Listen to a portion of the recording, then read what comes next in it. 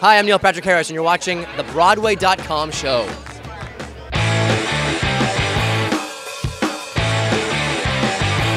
Welcome to the Broadway.com show, or as we like to think of it, the only entertainment show that doesn't give a about the Kimye wedding. Let's get started with the real news. What's the buzz, Lindsay? What are you doing sitting there like a blob in front of your computer? It's time to get on your feet. The new musical, heading to Broadway in the fall of 2015, features the songs of Gloria and Emilio Estefan. On Your Feet is inspired by the life of the Grammy-winning husband and wife duo, who also helped launch the careers of Jennifer Lopez, Ricky Martin, and Shakira. Get ready to do that conga, because sooner or later, you can't deny it, the rhythm is gonna get you. It's Fleet Week in New York, and we're happily getting used to seeing sailors roaming around the theater district. And it looks like we better get used to it because the Broadway-bound revival of On the Town has announced 3 of its stars. Tony Yazbek, J. Armstrong Johnson, and Clyde Alvis will be docking at Broadway's Lyric Theater in September to remind us the Bronx is up, the battery's down, and 3 sailors on 24-hour leave in the Big Apple is a hell of a musical adventure. The probing case of who would star in the New York premiere of The Curious Incident of the Dog in the Nighttime has finally been solved. Alexander Sharp, a London-born actor and 2014 graduate of the Juilliard School, will make his Broadway debut in the starring role of Christopher in Simon Stevens' Olivier Award-winning play. Directed by Tony winner Marianne Elliott, Curious Incident opens this October at the Barrymore Theatre. The stars are lining up in Central Park this summer. 4-time Oscar nominee Annette Bening, along with Jessica Hecht and Jessica Collins, will play the daughters of the previously announced John Lithgow in the Public Theatre's Shakespeare in the Park production of King Lear. Before Bening hit the big time in Tinseltown, she was a Tony nominee for Coastal Disturbances. We're planning our picnic menus already for her return to the New York stage. The sexy 80s film hit Bull Durham is heading to the stage, with Les Mis star Will Swenson filling in for Kevin Costner, Melissa Errico taking on the sultry Susan Sarandon role, and John Beelman playing the hilarious role of rookie Nuke LaLoosh, made famous by Tim Robbins on screen in A Jock and Garters. Google it. The new musical, written by screenwriter Ron Shelton and singer-songwriter Susan Werner, will debut at the Alliance Theater in Atlanta. After taking an 11-week hiatus from Inspector Javert to perform the show, Swenson is expected back on the Les Mis barricades on October 7th. Hi, I'm Nick Cordero, and you are watching the Broadway.com show. Broadway's best turned up in Schubert Alley to celebrate live theater with a free outdoor concert aptly named Stars in the Alley. So I had to ask them a super important question. If you could meet any star in an alley, who would it be? Find out the answers in this week's Pop Poll. Well, I'm hoping to meet Hugh Jackman real soon at the Tonys, whether that's an alley or not. I'd like to meet Meryl Streep and just have a nice talk with her and ask her when she's going to come to a play. Hugh Jackman. Kelly O'Hara. I just watched Charlize Theron host SNL, and she's got it going on. I'd want Hugh Jackman in an alley. Paul Newman. Emma Thompson. And Tom Hanks. I was going to pick Tom Hanks.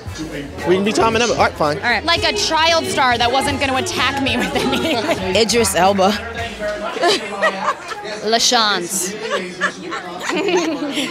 I'll see you later. I'm actually going to go with Jim Carrey. Jim Carrey, okay. Especially him as the Mask, because he would fight off anything that was coming my way in a dark alley. Smoking. We can meet them all because we're all in the family. Although I try to not stay in alleys aside from this day. I try to avoid alleys, actually. Because has an alley story ever turned out positively? No. It never ends well. Come to New York. See a Broadway show in an alley. Our star of the week is 2-time Tony winner Robert Morse, who stole the show in Mad Men's recent mid-season finale. Spoiler alert! The character Morse played throughout the series, Bertram Cooper, died during the episode and then reappeared in a fantasy sequence performing The Best Things in Life Are Free.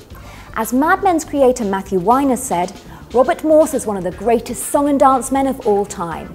It was an extraordinary moment in TV history, and we salute you, Mr. Morse. This is Justin Paul. This is Benj Pasek, and you're watching the Broadway.com show. At an event celebrating the release of her book Brunette Ambition, Glee star Lea Michele brought along her favorite person in the whole wide world, No, not Barbara Streisand. Jonathan Groff, of course. Broadway.com photographer Bruce Glickus hightailed it on over to Barnes & Noble to capture the beautiful Broadway besties who stuck around to chat with fans and gush about their adorable friendship in this week's Picture Perfect Hot Shot. Thumbs up to the inspired casting of Tony winner James Corden as Pseudolus the Slave in a proposed Broadway revival of A Funny Thing Happened on the way to the Forum next spring. Corden was a hilarious delight in One Man, Two Governors in 2012, and he's the perfect choice to headline this musical comedy classic, which has previously starred grade-A clowns like Zero Mostel, Phil Silvers, Nathan Lane, and Whoopi Goldberg. Of course, Corden will be seen singing and dancing in Into the Woods on the big screen this Christmas. Here's hoping opening night for Forum follows close behind. SOS. Thumbs down to the postponement of Murray Yeston and Peter Stone's Titanic on the Great White Way. The tuna was supposed to be setting sail this fall, but was unable to find an appropriate Broadway theatre for the 2014-15 season. Hopefully this particular iceberg will melt away at some point in the near future. The show won 5 Tonys, including Best Musical back in 1997, and is ripe for a revival. Our tweet of the week is from Broadway royalty, and by Broadway royalty I mean Matilda's Lesli Margherita, aka Queen Leslie. Her Majesty writes, "Telling a stranger, me, all your health problems at the stage door is not only disturbing, but dangerous, as I will probs diagnose you wrongly." That's right, Matilda fans. Leslie is a monarch, not a medic. You can follow this sovereign ruler at Queen Leslie. It's Smackdown time. In last week's battle, we asked you which glamorous Broadway diva would win a knockdown, drag-out street fight. Lola from Kinky Boots or Hedwig from Hedwig and the Angry Inch? Lola wins this round with 75% of the votes. Hedwig's got spunk and sass, but let's not forget Lola is a professional boxer. In this week's Smackdown, we're getting a little gross. As we gear up for the Tonys, we've been asking the nominees about their secret talents, but we had no idea what we were getting into. Lauren Morsham, star of A Gentleman's Guide to Love and Murder, can stick her tongue in her nose, and the cripple of Inishmaan, Sarah Green, can light cigarettes with her toes. So we want to know, which one of these totally revolting secret talents is grosser? The footastic skills of Sarah Green or the impressive tongue-to-nostril talents of Lauren Morsham? Tweet your super gross vote to BroadwayCom with the hashtag BWaySmackdown, then tune in next week to find out the winner. That's it for another episode of the Broadway.com show. We leave you with Violet Tony nominee Joshua Henry as he sings a rousing rendition of his roof-raising gospel anthem, Let It Sing, from the Stars in the Alley outdoor concert. Enjoy, and we'll see you next week.